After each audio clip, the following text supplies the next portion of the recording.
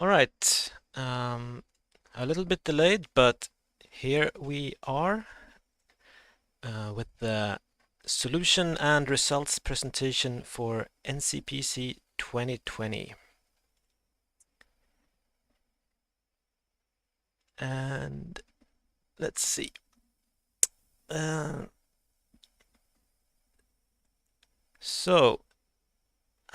name is Per Austrin. And I am the head of jury for NCPC, but I'm not the only one doing this, preparing the problems. They were prepared by a lot of people, including me, but we have also Bjarki from Reykjavik, Nils from Vårdinnovasjon, Antti from CSES, Simon also from Vårdinnovasjon, Ulf from Exilum, Jimmy from Spotify, Johan Sannemo from Huawei, Berger from University of Iceland, and Per Söderman from Caris. All of these people are responsible for the problems you worked on today. So let's get to how to solve the problems, and we'll do them in roughly increasing difficulty order. So the easiest problem was the methodic multiplication problem, where we simply had to multiply two natural numbers given in piano arithmetic. So one way of solving this is to follow the axioms given in the statement. Oh, no sound. No sound. Okay, there's their sound. Okay, good. So yeah, one way of solving this problem is to follow the axioms given in the statement. Maybe you use some more logic programming language like Prolog, and then you end up with maybe something like this. It's a bit of a mess, but you can do it. You see in the middle here, you have the multiply and add. They are basically written the way the axioms are given in the statement, and then there's some nonsense for reading input in Prolog. But I think probably very few of you, if anyone, did this, and most of you probably did something along these lines instead, which is arguably simpler. Just count the number of s's in each of the input strings, multiply them, and then output a string of the same format with the appropriate number of s's. So this problem was amazingly solved already after 1 minute, and at the 4-hour mark, 188 teams had already gotten it accepted. So quite an easy problem. Next easiest problem was the coin stacks problem, where we had a bunch of coin stacks, stacks of coins, and we wanted to remove all the coins, but every time in every round, we were allowed to take away one coin from two separate stacks. So an observation here is that we can remove all the coins if the number of coins has to be even, clearly, because we take away 2 coins every step, and no stack can have more coins than all the other stacks together, because if one stack has more than half of all the coins, then we're going to run out of the other coins before we are able to decimate that stack to 0. So that's this is basically the condition for when a solution exists, and one strategy for removing the coins then is to always choose the 2 stacks with the largest number of coins and remove from those 2 stacks. And it's quite easy to prove that if you have some stacks where A and B hold and you make such a move, then it will also hold after you made that move. So this gives a constructive proof. So this one was solved after 7 minutes, and at the 4-hour mark, 146 teams had it accepted. And if anyone has any questions along the way in this presentation, just ask in chat. There's a half-minute delay or so in turnaround time, but I'll see it and I'll answer it when I see it. The next problem was problem A, array of discord. We were given a sorted list of 100 integers, and we were asked to change 1 digit in one of the numbers to make it unsorted. So the way to solve this is simply we could try all possible ways of changing a digit and then check if the resulting list is unsorted. So and it's actually sufficient to only try changing the most significant digit in each number, and we actually also only need to try changing the most significant digit to a 0, 1, or a 9, but 100 is a very small number, so it doesn't really matter. You don't need to do this optimization. You could just try changing every single digit of every number in every possible way. And a caveat here, or potential pitfall, is to be very careful with leading zeros. For instance, if we have the number 124, we are not allowed to change that into 024. But on the other hand, we are allowed to change a single digit 4 into the number 0. And similarly, there was a clarification about this during the contest. Like if we had the number 100, we couldn't change it into 000. Like the only way to produce a 0 is if we have a single digit number to start with. And that's basically it. There's some implementation here, and like it's better to treat maybe these numbers as strings, but then you still have to compare them as integers and so on. But this is basically it. So this was solved also very quickly within the first 10 minutes. First solution after 4 minutes, and 125 teams had gotten it accepted at the 4-hour mark. Quite a lot of attempts on this one, so a higher failure rate than on the other problems. So next, we had the problem D, dams in distress. So here we got a tree, or a rooted tree, and the vertices in this tree represented some dams where some water was contained. And overflowing a dam would cause it to break and release all of the water contained there downstream, meaning towards the parent or towards the root of the tree. And then we had some goal that we wanted at least W units of water to reach the root, and we wanted to add water at a single node of the tree to make this happen. And the point here is that there could be some water already stored in these dams that we could somehow carry with us, and then because one trivial solution would be to just make it rain W units of water directly at the root. But if there is some water stored somewhere in the tree, we could, like, because of the mechanism how this works, we could take it with us and make it rain less. So for each dam, we're going to compute how much water is needed at that dam if we add the water at that dam. So let's call that f of I for dam I. So for the root, if we want to just make it rain at the root, f of I is just equal to W, the amount we want to add there. And the root was not really a dam, it was the war camp or something in the problem, but doesn't matter for this presentation. So that's for the root. And for the non-root, suppose this non-root has some parent Pi, it has some capacity Ci, and there's currently Ui units of water in it. So first we need to add Ci minus Ui water to the dam to even break it. If we don't break it, nothing's gonna go upstream or downstream. Yeah, there's a typo here, it should say downstream. So we need to add Ci minus Ui water to break the dam, and when we've done this, Ci water is going to go downstream. But then we need to make sure that that water that goes downstream makes it all the way to the root. So then we need to make sure that f of Pi water is added at Pi. So if that, we already added Ci water at the parent, but if f of Pi is larger than that Ci, we need to add a little bit more. Then we will need to add f of Pi minus Ci, additional water, to fill up the remaining thing, to make sure that the water actually reaches the root. So this gives the equation that f of I is going to be Ci minus Ui, the basic thing for just breaking the dam, plus the max of f of Pi minus Ci and 0.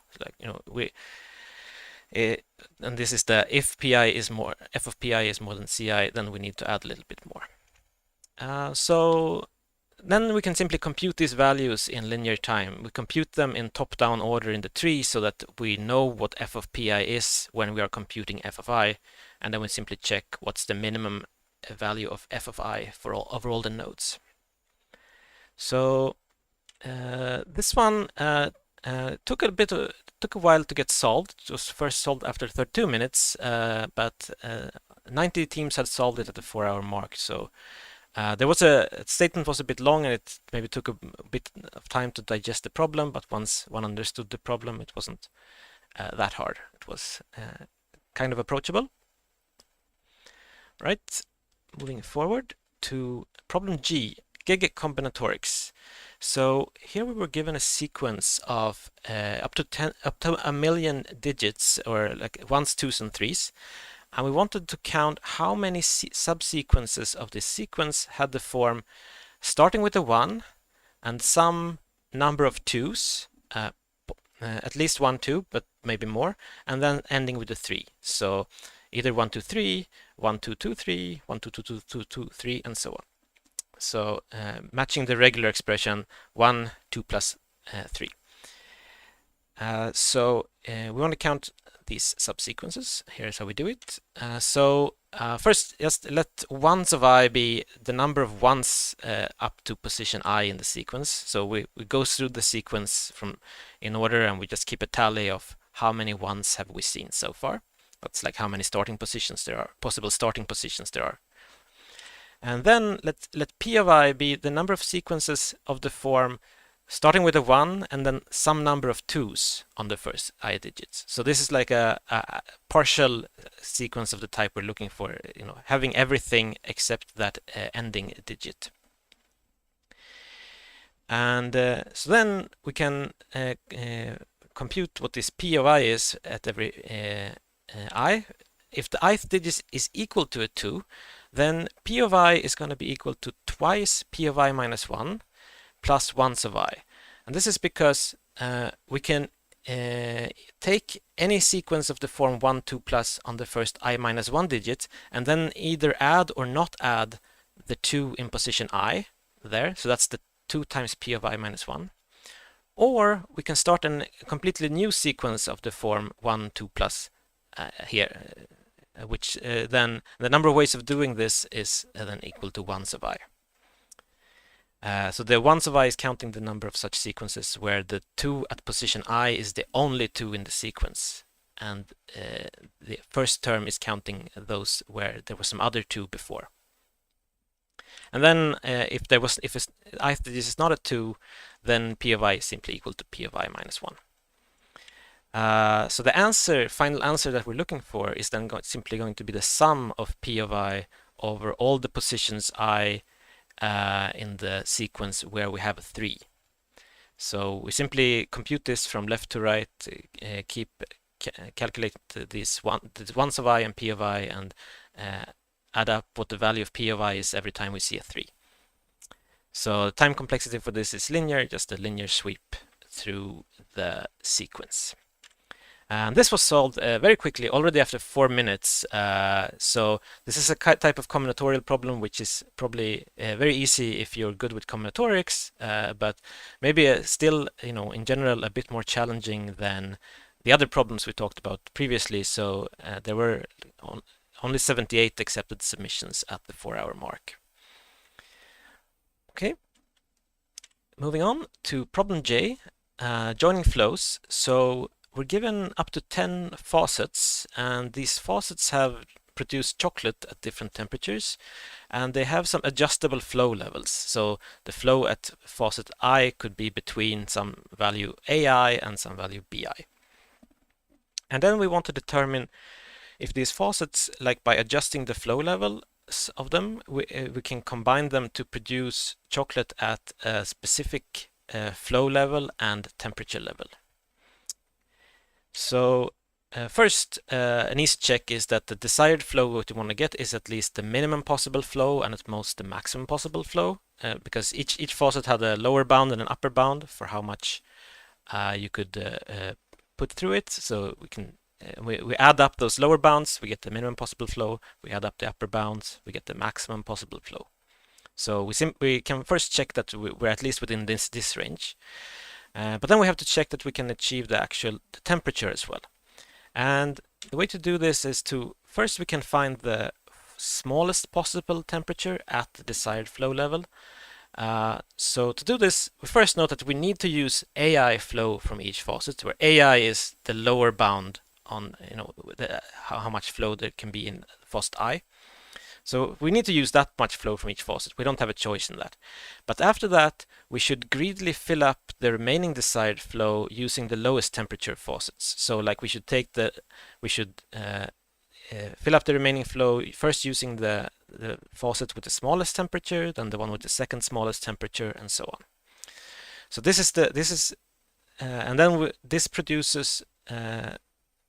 this gives us the smallest possible temperature that we can achieve at that flow level. And similarly, we can find the largest possible temperature. We simply do it greedily the other way. We use the highest temperature faucets. So we have the smallest and highest possible temperature at the desired flow level.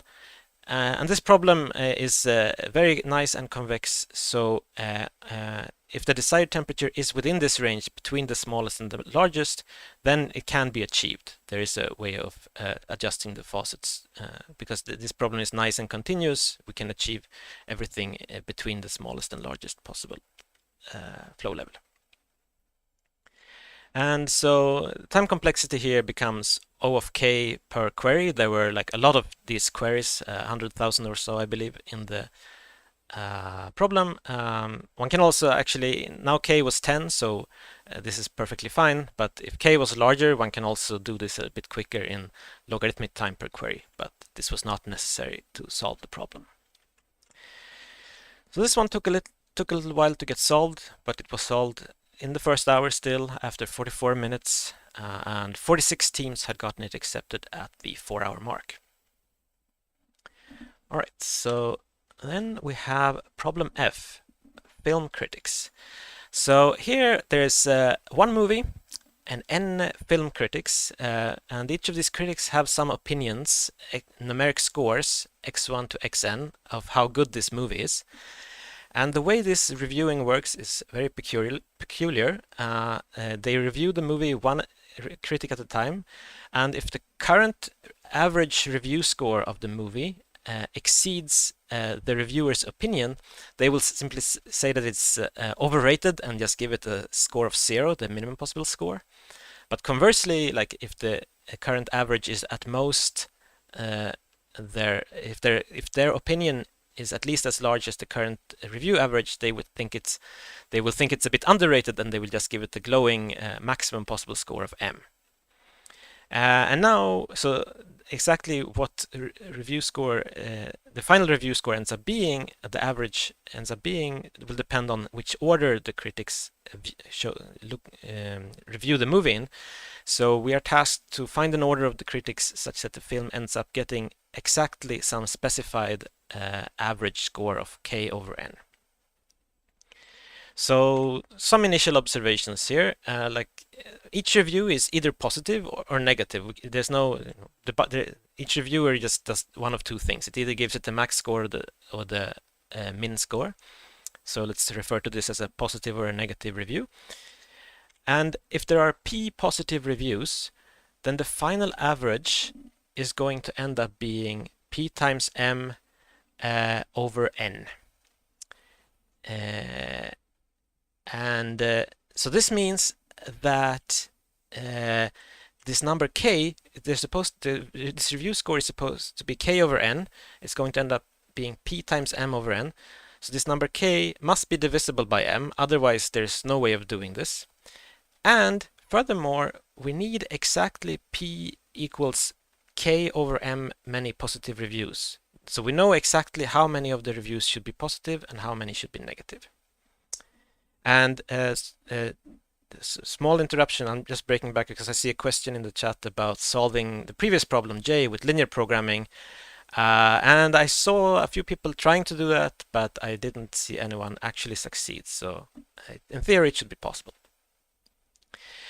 Okay, so moving on with this. So we know how many of the reviews should be positive and how many should be negative. So now we come to maybe the key insights in the problem, which is the following two things.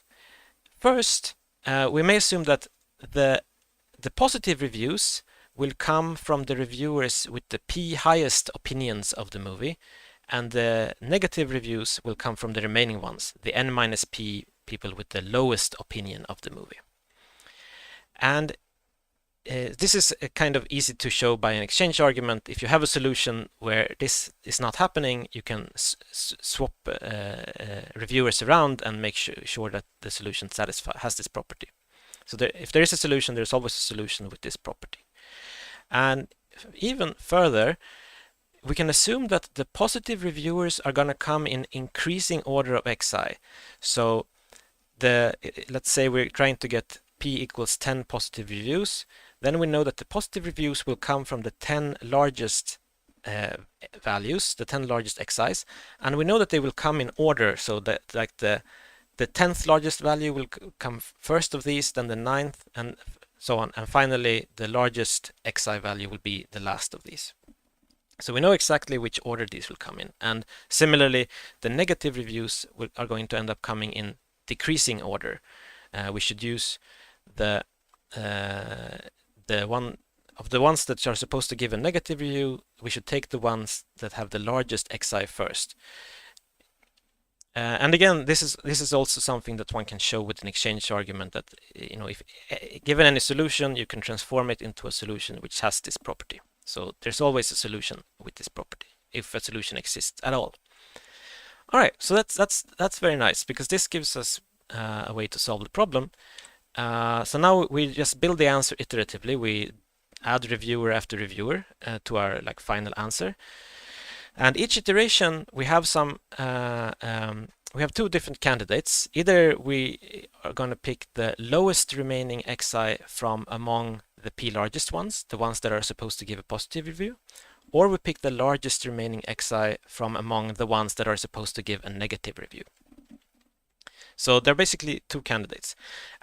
And we simply pick the one that yields the desired outcome, positive or negative. So if that lowest remaining xi from among the p largest, if that will give a positive review given the current review average, then we pick that one and we use that one as the next reviewer in our output order.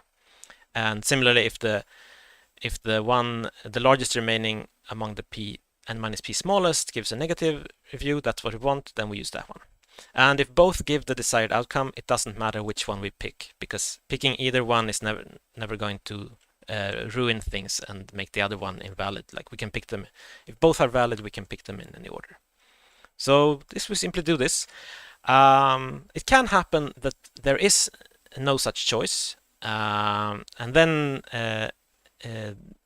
ordering is simply impossible. We find answer is impossible, and I think this basically happened in one of the sample inputs. And so the way it can happen is if one of the group becomes empty, and then the other remaining xi in the other group are too high or low for the desired result given the current average.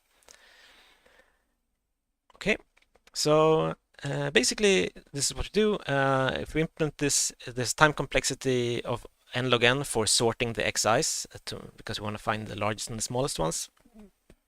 But once you've done this sorting, it's a simple linear time processing, kind of similar in some ways to the merge step in merge sort, like we keep picking these lists. Right, so this one was solved after 43 minutes, 21 accepted at the 4-hour mark. Moving on, so problem K, keep calm and carry off. So here we were given some very large numbers, A and B. They had could have up to 1 million digits in them each. So they were far larger than the number of atoms in the universe. So we wanted to we wanted to add these numbers, but we wanted to fiddle with them first to make the addition easier. So we wanted to find the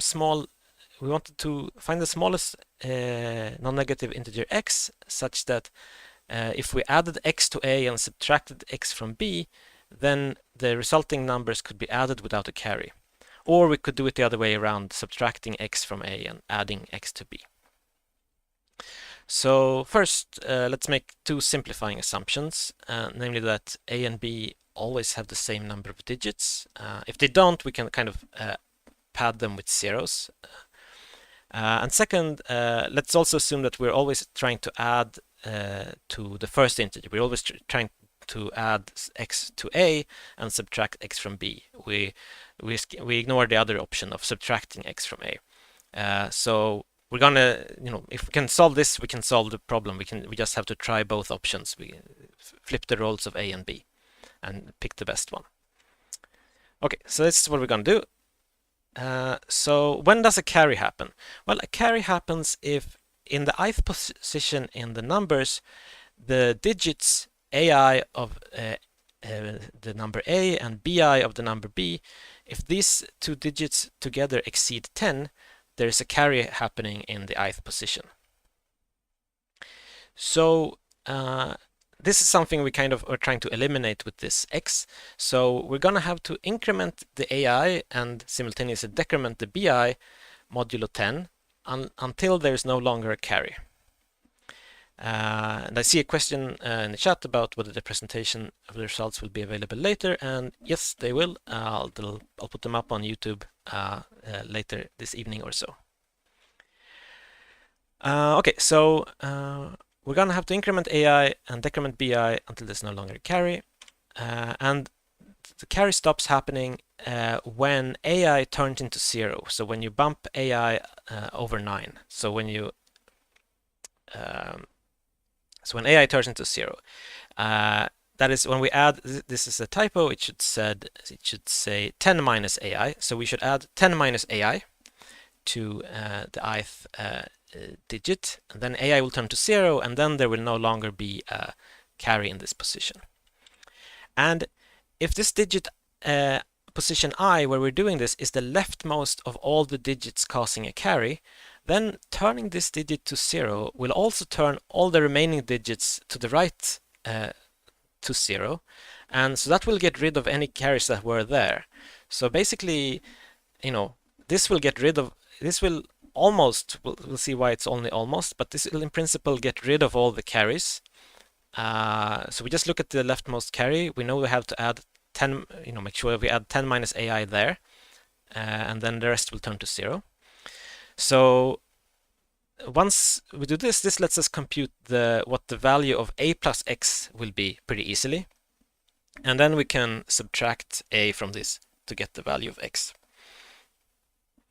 Okay, so but there is one caveat here, which is that when we turn the leftmost carry value AI into a 0, this causes the digit preceding that, AI minus 1, to increase by 1. And this could cause a new carry to happen in the previous digit, where there wasn't really a carry before. Like carry, carries can cascade. So any preceding sequence of digits which sum to 9 must also get their AIs turned to 0. So here's an example illustrating this. So here we have two numbers A and B, and there's carry happening in the last two digits because we have 1 plus 9 and 3 plus 7. All these digits in the middle, which are blue, they're all like basically 9. They're 7 plus 2, 6 plus 3, and so on. It's basically 9s here if we're ignoring carries.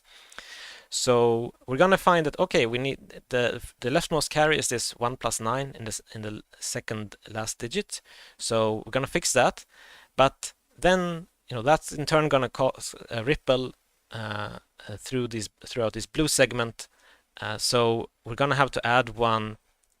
We're gonna have to bump things up to 1 all the way to this last black digit before the blue. So that one is gonna have to be increased to a 1 in order for the carries to disappear. And then everything beyond that has to be a 0. So the target A plus X that we're shooting for should be this. We have to increase A in this third position, and then the rest will be zeros. So we take this is the value of A plus X, we subtract A from this, we get our answer X. Okay, so this was a little trickier, especially maybe this last caveat about the cascades makes it a bit this problem a bit trickier. So at the 4-hour mark, there were only 11 accepted. It was the first solution came pretty early, still after 44 minutes, around the same time as those the previous problems we talked about. All right, moving on. Things are getting harder, but there's still a few problems left. So problem B, Big Brother. Here we were given a polygon-shaped map of a room, and we wanted to find the region of the room from which all parts of the room can be seen. So here's a polygon, and the kind of a point here is that the walls of the room, or the line segments of the polygon, induce half planes, which give like forbidden regions where we cannot be, because we will be things will be hidden from us. So this blue line segment here, anything that is kind of below that is out of the question for this interesting region, because if we're like standing inside here, then we cannot see what's along the points that are along this wall. So every line segment of the polygon gives rise to a half plane like this. So the next one gives rise to maybe this one gives rise to maybe a boring one, which like it's only for kind of rules out stuff that is outside the polygon, but still it does. And same for this one. Then comes this one. Some more part of the polygon was kind of shaved out now. Then this one, and then I skipped ahead a little bit, but then the last one is this one. So we do this over all the line segments of the polygon, and there's some region remaining in the middle, and that's the region we're interested in. That's the region from which we can see the entire polygon. So basically, seeing all part of the room is the equivalent to not being behind any wall, which means that we should be inside the intersection of these n half planes. So the problem boils down to computing the area of the intersection of a bunch of half planes. Oh, first accepted for K was at 93 minutes, not 44. Sorry about that. There was a typo on my part when writing down the numbers before. Thank you for the correction. Okay, so what we're interested in here is each of the line segments of the polygon defines a half plane, and we're interested in the area of the intersection of these half planes. So finding the intersection of half planes is a pretty standard geometric operation. It's one can Google it and find lots of different algorithms. I'll describe one algorithm just for completeness. So here's one possible algorithm, which is a divide and conquer algorithm. So we've split the half spaces into two groups, H1 and H2, of roughly half of the half spaces each. And then we recursively compute the intersection, like it's called K1, of the first half of half spaces. And we recursively compute the intersection K2 of the second half of half spaces. And then we compute the intersection of these two regions, K1 and K2. So each of these K1 and K2 are convex regions, except that they could be possibly be unbounded, but they're convex regions. And we can compute their intersection in O of n time. So then we get a recurrence of the form T of n, which is 2 times T of n over 2 plus O of n, classic divide and conquer recurrence, giving n log n time complexity. So this is like the high level, and of course, actually doing this requires a lot of geometric primitives, so it's a bit of work. There's another algorithm which is you can do, which is based on kind of a rotating sweep, basically a bit similar to how a convex hull algorithm works. And there are even more algorithms than that. There are a bunch of different algorithms for this problem with time complexity n log n. None of them super easy to implement, but a useful thing for the contestants this year, which is that things were online, and you could freely use different reference materials. So this problem saw a lot more solutions than I think it would have in like a standard normal contest because of this, because a lot of people used different reference implementations for this. Some of you, I believe, had it among your materials that you would have brought to a contest, so you would have solved this nevertheless, but some others of you probably would have gotten stuck with this. So it was solved pretty early because for this reason. Some teams had pre-written code for this finding intersection of half spaces problem. So it was solved already after 28 minutes, and at the 4-hour mark there were 11 accepted. So this is the kind of problem that maybe in a normal year would have been relatively harder and would have come later in this presentation. Right, moving on. So problem I, infection estimation. Here the task was to estimate the number of infected people within a factor 2 in some population. There was 10 million people in total in this population, and we were allowed to use up to 50 tests of the form choose k people at random and check if at least one of them is infected. But we only get back we don't get back which people were tested. We only get back the information that, some oracle tells you, yeah, I picked k random people, trust me, and at least one of them was infected or none of them were infected. But we don't know which people got tested. We only get this kind of info of whether anyone was infected or not. So this is kind of a classic maximum likelihood problem, the way to solve it. So first thing to do is to reduce the space of possible answers. The population was 10 million, which is a little bit high. And since we're only interested in the answer on a relative scale, it makes sense to only consider answers of the form 100 times 1.01 times 1.01 squared and so on. And in general, 100 times 1.01 to the I, up to 5 million, which was the maximum possible number of infected people. So there are around 1,500 different such values. So that's much less than the 10 million that we started with. So that's nice. And this constant 1.01 is chosen pretty much arbitrarily. Probably 1.1 works or so. It clearly should be much smaller than this factor 2 precision which we're asking for, but the exact value of 1.01 versus 1.05 or anything else doesn't really matter so much. So, but we do this to get it down to a small number of possible answers. And then we're going to maintain a probability distribution of the likelihood of each of these answers. And initially we don't really know anything, so we'll maybe just set it to uniform. We don't have any information about which answer is the correct one. And each round we choose a k such that the test result probability, yes or no, is as close to 50-50 as possible given our current estimates of this probability distribution of these likelihoods. So we try to make sure that, given what I know now, the probability of getting a yes/no should be around 50-50 because that gives us as much information as possible. If we're making queries where we're pretty sure that the answer is 99% certain to be yes, we don't really learn much. We should make queries where we think the answer is close to 50-50. And then when we get the result yes or no, we update our likelihoods maybe using Bayes' theorem. So for instance, if on a given test we get the result yes back, we use Bayes' theorem.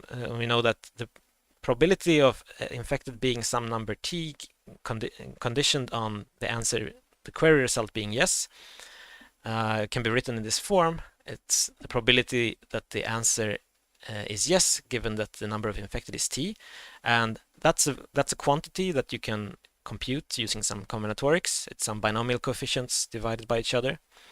So this is something you can compute using combinatorics. You have to be a little bit careful with overflows and maybe represent the binomial coefficients on a logarithmic scale, but still you can compute this probability. And then you have the probability that infected equals t. That's your previous estimate for what the likelihood of the number of infected being t. And then you have the probability of yes, which is actually you can think of this as being roughly half because you chose your k such that the yes/no probability was supposed to be 50-50. But you can also compute what it is in your previous estimate. So this is one way of doing it. There are like lots of different variations on this theme and lots of different ways of getting this accepted. Some are more precise than others, but something along these lines will get you accepted. So this one was solved. This one was solved only after 1 hour and 3 minutes, and at the 4-hour mark there were only 6 accepted solutions. Okay, so moving on. Exhaustive experiment. So here we got n points which are potentially faulty, and then there was something we could test points, or rather someone had tested points for us, but tests were only telling us if there was a faulty point within some kind of cone above the test point.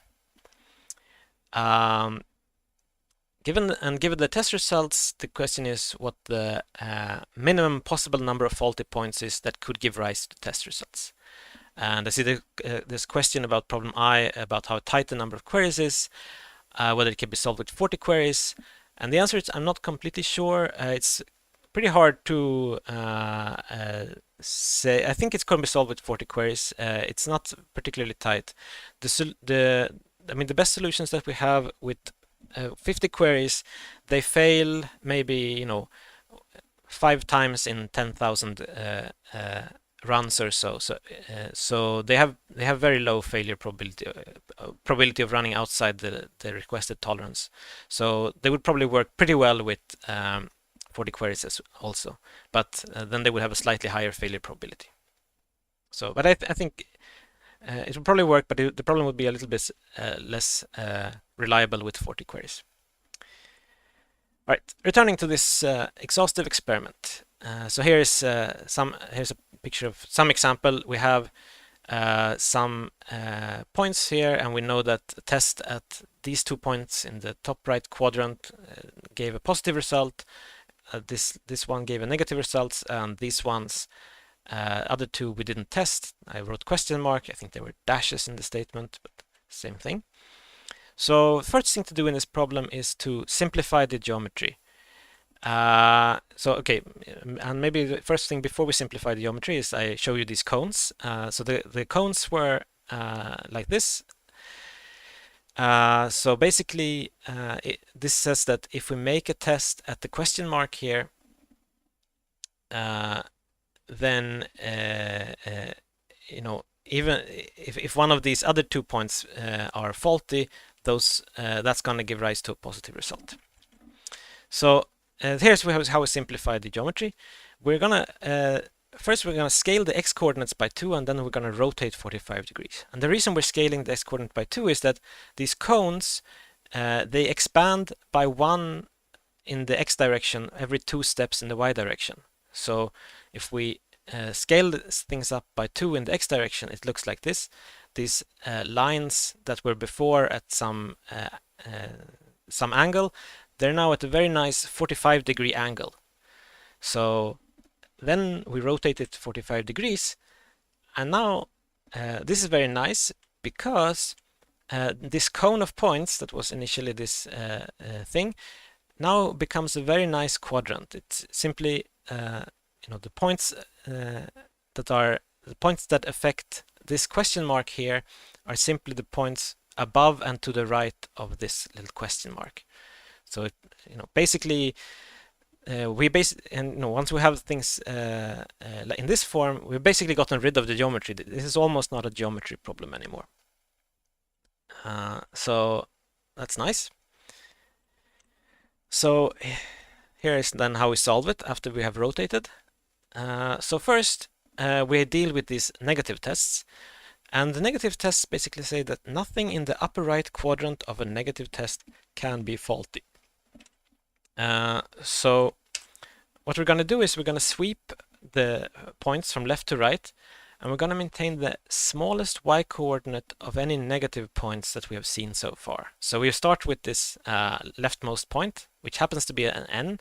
So we mark with this horizontal line here that this is the smallest y coordinate of any negative point we've seen.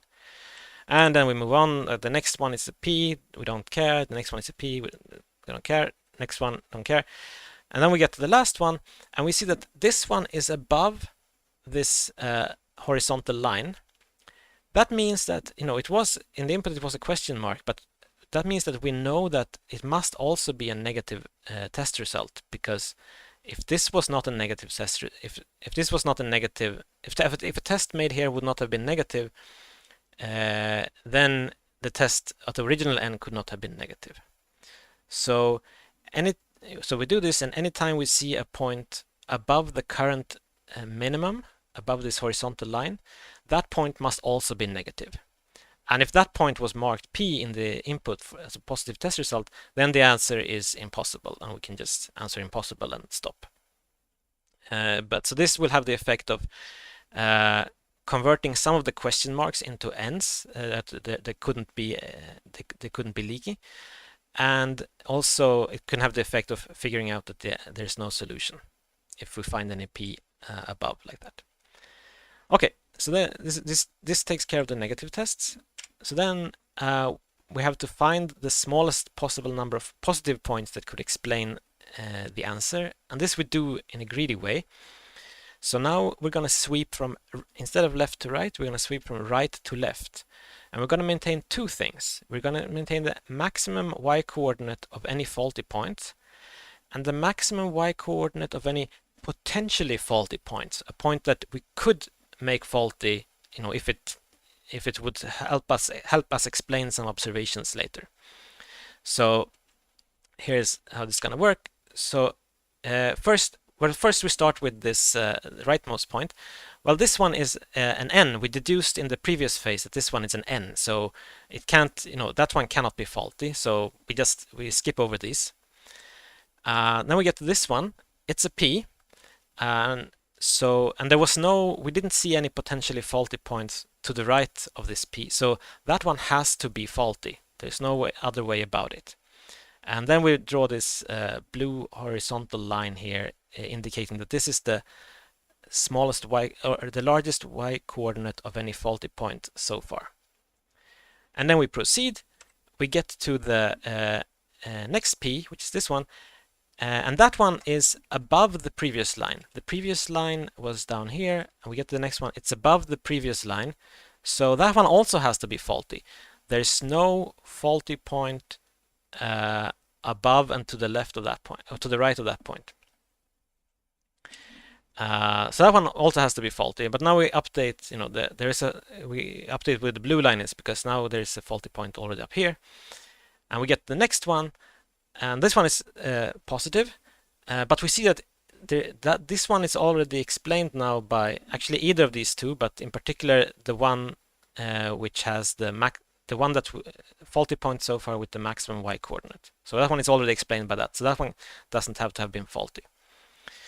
Yeah, and then we get to the end, and so like here we conclude that the smallest possible number of faulty points is 2. Like if these two were faulty, that would explain all the observations. But let's suppose that maybe let's suppose that negative point didn't exist, so that this was really a question mark, just to see what happens in that case. Then when we start processing this point, we mark this one as a potentially faulty point. This one could be faulty. We don't know yet, but we have a chance. We have a possibility of making this faulty if we want. And then we get to the next one, and when we need an explanation for this next positive test, we use the best potentially faulty one seen so far. So instead of saying, well, this one is now faulty, I'm going to use this question mark point as the faulty point to explain this one, because that one is at a much higher y coordinate, which is only very good for us because that may potentially explain many other positive test results. So then we say that this was the highest potentially faulty point so far. So we're going to use that and mark that one as faulty. And then we continue, and now turns out that this one actually explained all of these other positive test results that we got. So in this case, the answer ends up being 1. There's a single positive faulty point explained all of the 3 positive tests. Okay, so that's basically how we do this. So the time complexity is here n log n for sorting the points, and then it's again kind of some simple linear sweeps through the points to do this processing of the negative tests and this greedy algorithm for finding smallest possible number of positive points. So this one was solved pretty early compared to its difficulty, maybe after 1 hour 14 minutes. But at the 4-hour mark, there were still only three teams having gotten it accepted. All right. So now we're getting into the last two problems, hiring and firing. So here we had a company that was hiring and firing some workers over some large time period, 100,000 days. And we had to assign an HR employee to each day, such that for each worker, a different HR employee was assigned on the day the worker was hired and the day they are fired. And we had to minimize the number of HR employees used.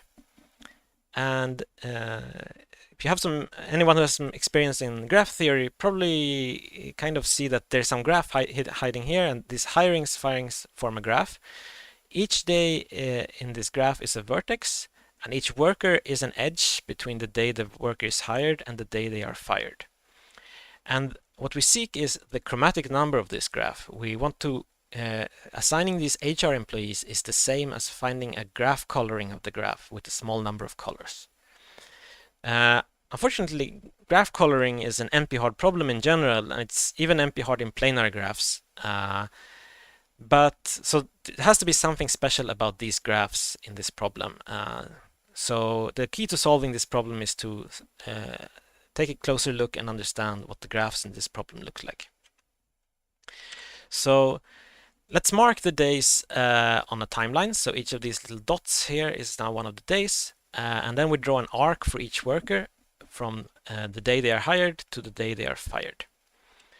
And because of this key property in the problem that I didn't mention yet, but it was there in the problem, there's a kind of a last in, first out order of hirings and firings. And this means that there cannot be any crossing arcs like this. If this person representing this red arc here was hired here, then this person representing this long arc here, which is hired much earlier, cannot be hired before. Like this person must be fired before this person must be fired. So this last in first out order causes this graph to like not have any crossing arcs like this. It has this nice structure like this. And that's very nice because that gives rise to a kind of recursive structure that one can use to find a coloring. That can use maybe not an optimal coloring, but a coloring. So here is how we're going to do this. We're going to start with the longest edge going from the leftmost vertex. So here's the leftmost vertex. Here is the longest edge. So we're going to color, and then we just color its two endpoints arbitrarily. Let's say with the red square and the blue circle. Okay, so now because of this no crossing property, this actually splits the graph into two independent subproblems. So we have the stuff to the right of this middle vertex, this blue circle, and we have the stuff like within this longest arc, the stuff sitting inside here. And those two, because of the no crossing property, there's no edges between, so we can basically color these two subgraphs independently of each other. They're two independent subproblems. That's nice. So now we just recursively do this. So let's say we recurse down in this left part. So we again pick the longest edge going from the leftmost vertex, but not going and actually going inside the interval, not going to the endpoint of the interval we're looking at. So it goes here. And then we see that, okay, this vertex, we have to color it. It's connected to both of these two. It's connected to this blue one and this red one. So we have to use a third color for that. Let's use this green triangle. But then again, we continue. So now we have like the left subproblem, which is this region contained inside here. So we're again gonna color it. Maybe now we pick this one. We assign a color to this one. So maybe blue. Blue is free because it has a red and a green neighbor, and so on. And we're gonna keep doing this. We keep doing this recursively, and I think we'll end up with something like this. Okay, so this is a coloring process on this graph. And a key point is that in each subproblem we encounter, only the left and right endpoints of the current range have already been colored. So let's go back. So when we were here, we were looking at this big subproblem. Only the left and right endpoints were colored, and then we picked some vertex in the middle and we colored it, and then this gave new subproblems. But only the left and right endpoints of the current range have already been colored. So this means that if we have 3 colors available, there will always be some choice available for the middle vertex, because maybe the middle vertex is connected to both of the endpoints, and then it's going to need a third color, not one of the 2 endpoints. But as long as there are 3 colors, there will always be a choice available for the middle vertex. So that means that this process never uses more than 3 colors. So it always produces a 3 coloring, or possibly better. And that's great, because if we know that we can find a 3 coloring in the graph, we're basically almost done. The only way it could be better than 3 colors is if we could use 2 colors, or maybe even 1 color. But finding a 2 coloring in the graph is a well-known classic easy problem. That's checking if the graph is bipartite. So that's something you can do with a depth-first search. So the algorithm for here then becomes, first we check if the graph is 2 colorable, or maybe even 1 colorable if it doesn't have any edges. So this is a standard algorithm. If it isn't, then we construct a 3 coloring using this procedure described before, or in some similar way. There are many similar strategies that work. And it's actually also possible to solve this greedily. There's a greedy coloring algorithm that works, but there are many greedy coloring algorithms that don't work, so you have to be a little bit careful. The one that works is the next color to vertex to color, you always pick the one that has the most number of different colors in its neighborhood at the moment, because that's the one that's most constrained. That algorithm actually just works, and you don't have to separate into 2 colorable, 3 colorable case with that algorithm. But all right, but this is how it works, and this can be implemented in linear time, so pretty fast.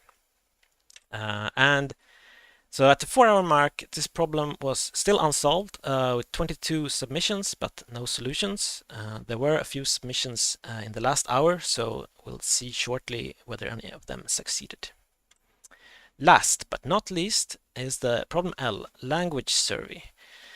So here the goal is to find 3 connected regions in a grid, and for each cell in the grid, it was prescribed whether a single region should live in that cell, or whether at least 2 different regions should live in that cell. So here is a solution. So we're going to first we're going to forget about this prescription of which cells should have a single region and which cells should have more than 1 region. We're just going to find we're going to try to solve a slightly different problem. We're going to try to solve namely the following. We're going to try to partition the grid into 3 disjoint connected regions. So we're going to have no overlap at all. We're going to split the grid into 3 regions, but they all have to be connected. And we're going to try to make this region have the following property, that for every cell ij, there is some neighboring cell I prime j prime that belongs to a different region. No cell is every cell is on the boundary of its region, or on the border of its region. There's no interior of any region. Every cell has a neighbor which belongs to a different region. So suppose that we can solve this problem. If we can, then the actual problem that we're trying to solve, the problem L, actually becomes pretty easy. We simply use this hypothetical magical partition as a starting point, and then for every cell ij where there's supposed to be 2 or more regions overlapping, we simply we know that this region in the partition has some neighbor belonging to a different region, so we simply extend that other region into the cell ij. So we simply so for every cell ij where 2 or more regions should overlap, we extend the region from I prime j prime where there is some the neighbor I prime j prime where some other region is living. We extend that other region to also go into ij. and then we get an overlap in ij. So if we could just solve, so now we have basically, so this is nice. One nice thing about this is that it basically gets like now this other problem we're trying to solve doesn't really depend on the input. It just depends on the grid size n by m. It doesn't depend on this prescription of where there should be overlaps and where they shouldn't. But we're just trying to solve this problem given the grid size. So how do we find this starting point partition? There are probably many constructions that work, but here is one possible pattern that one can use, at least if the dimensions are not too small. So basically we're using the B's and C's in a kind of spiral shape like this, and then we're putting the A's along the, let's say, left border here like this. So if we look at any cell here, like for instance this C here, it has a neighbor B it has a neighbor which is not a C, a B. And if we look at the corners, like this A has a C neighbor, this A has a C neighbor, this C has a B neighbor, this B has a C neighbor. In general, like when trying to make construction for this, the tricky case is to get all the corners working. And a spiral shape like this does have that effect, so a pattern like this works. So, and actually, then we have the case when the dimensions are small. And actually, if one is careful, this construction, this kind of spiral construction, works as long as you have at least 2 rows and 2 columns. If you take care to define exactly what spiral means when there are only 2 rows or only 2 columns, but it kind of works. So basically the only special case that one has to deal with differently is the case when there's only 1 row or only 1 column. And that one, you know, that's a one-dimensional problem, and one can kind of solve it directly. You have to think about how to solve it, but that's a much easier problem than the original problem, and you can just work out what's going to happen in that case and kind of leave that as an exercise. And like the previous problem, this was unsolved at the 4-hour mark. There were only 5 submissions, so there were a few more in the last hour, and we'll see if anyone got accepted. So now we're going to talk about the results. I'm going to need a few minutes, but yes, I'm going to need a few minutes to download the results and put them into my magic box.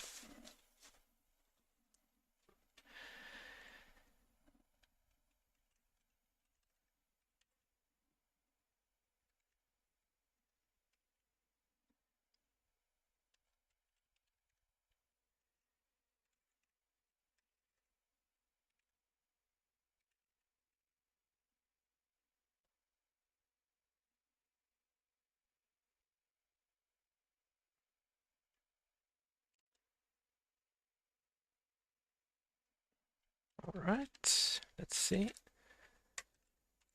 Let's hope this works.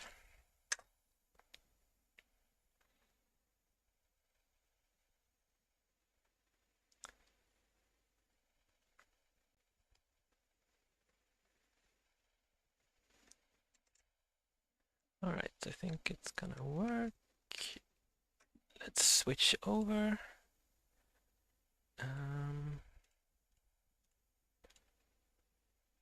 There we go. Here is a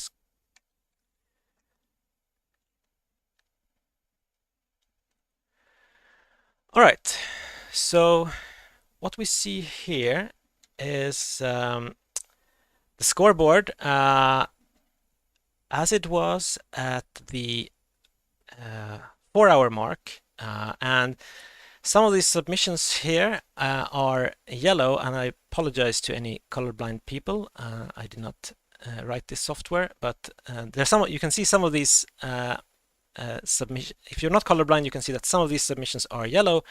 Those are submissions that were made in the last hour, and we'll now see what happened with those.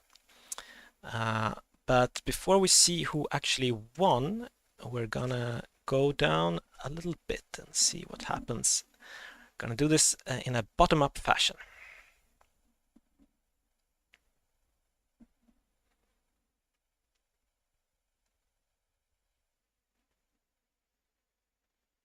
So quite a lot of teams, quite a lot of submissions.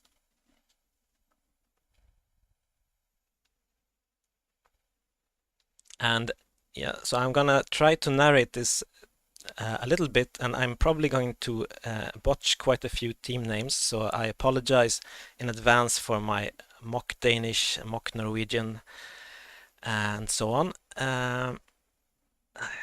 Okay, so here we are, and now we're gonna see what's happening. We have DPFT managed to solve the first problem in the last hour. Great work. Same with unknown outcome. And I'm gonna start speeding this up now a bit. Oh, maybe not so much. All right, so here are we're gonna do this pretty quickly until we get up to the top 50 or so teams. But quite a lot of problems being solved also in the last hour, but also, as is usually the case, quite a lot of failed attempts. It's easy to get a little bit desperate towards the end. Oh wow, there's a lot of solutions coming in that group.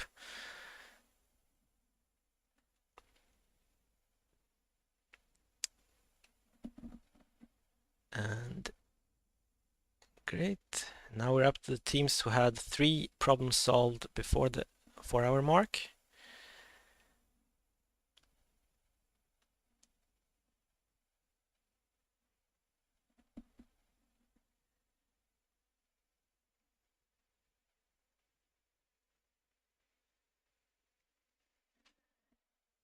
Okay. And now we're in the fight for the top 100 spots. And all the remaining teams are all in the top 100.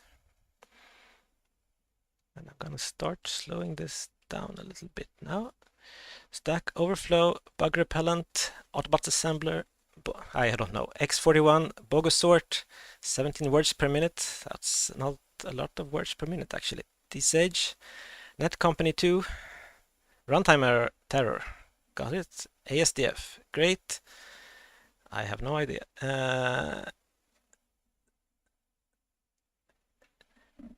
And the Sage again going up. X41 are done at 71 rank. 17 words per minute. Also didn't get any more words. Bara Egg. Epinen going up. Hoops before loops. Made some hoops, I guess. Bullshit. We're done. Barely div 1. Going up. Clearly div 1. Name equals undefined. Done. Revenge of the Rubber Ducks. Did not have enough rubber ducks. Probably the best team name in the world. Maybe Pythons. Quicksort also getting.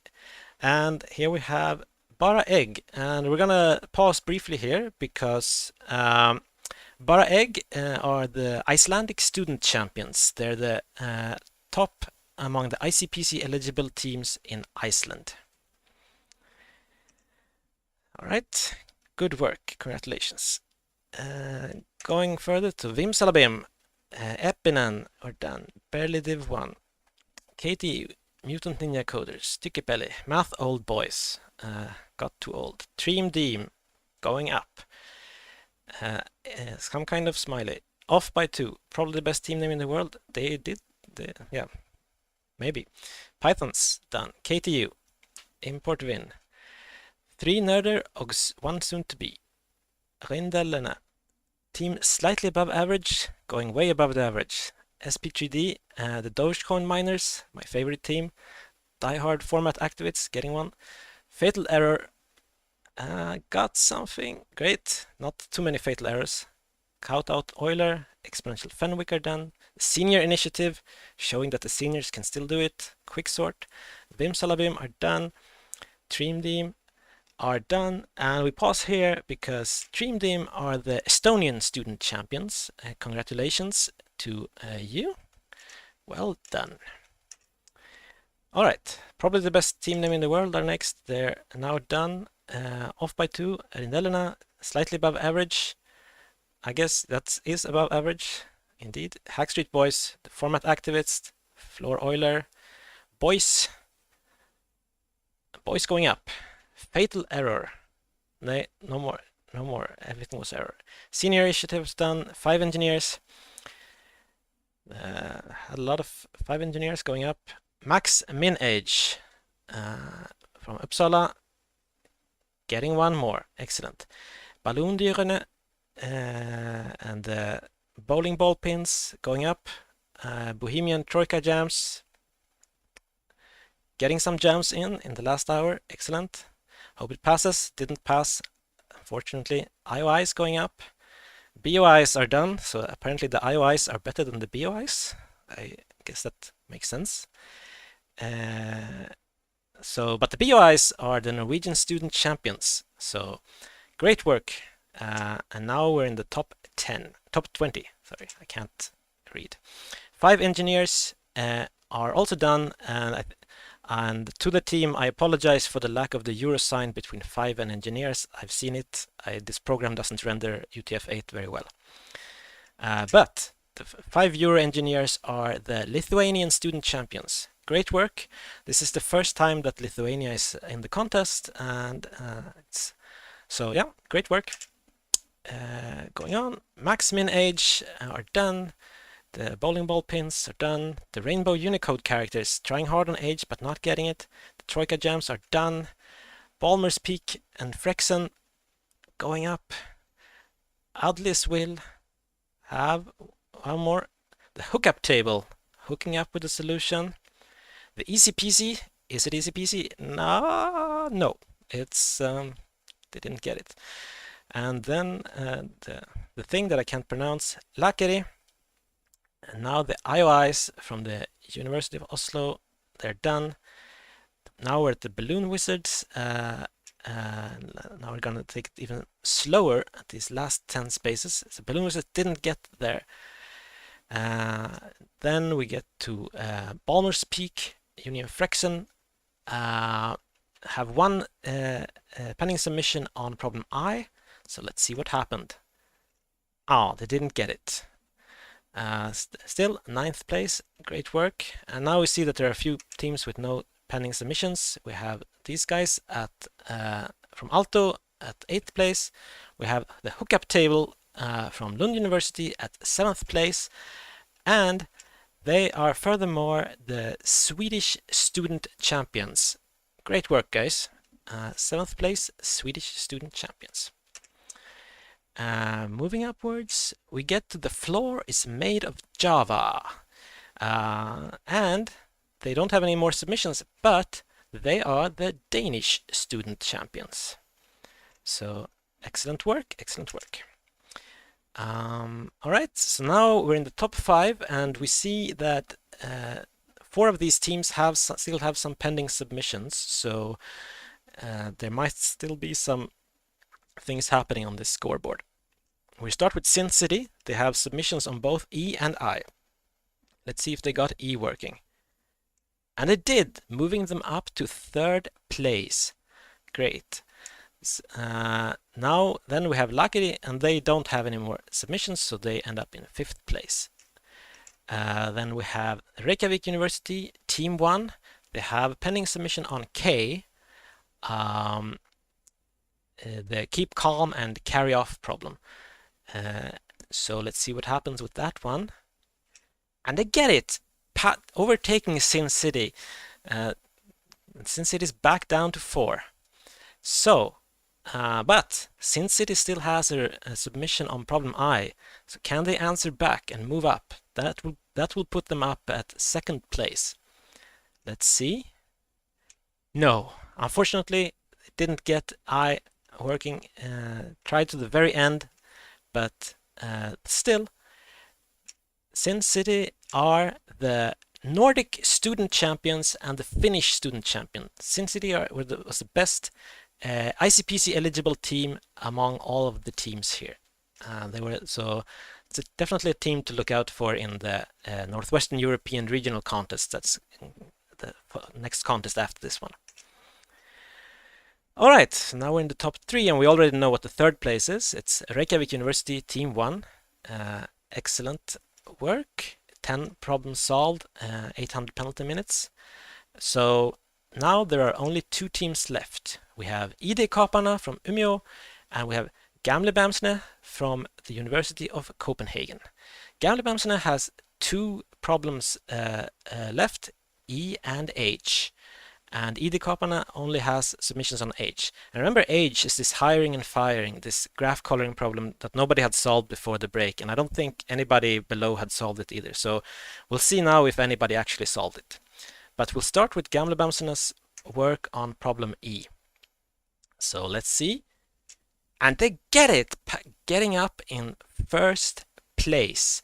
So now ID Kapana has to answer back, and they have to really get this. They have to get this problem H in order to solve this. So let's see. And they get it, going up again to first. So now let's see if Gamle Bamsene can answer back and really take this. They do. They get it. They were the first to get it. They got it at the 257th minutes, but both of these teams got problem H. Problem L remained unsolved, but Gamle Bamsene and ID Kapana solved all the other 12 problems. Great work, guys. And ID Kapana had slightly worse penalty time, getting a lot of wrong answers in the beginning, maybe, but Gamle Bamsene had a lot of problems solved on the first attempt. So good work. And so this means that Gamle Bamsene is the Nordic champions. Excellent.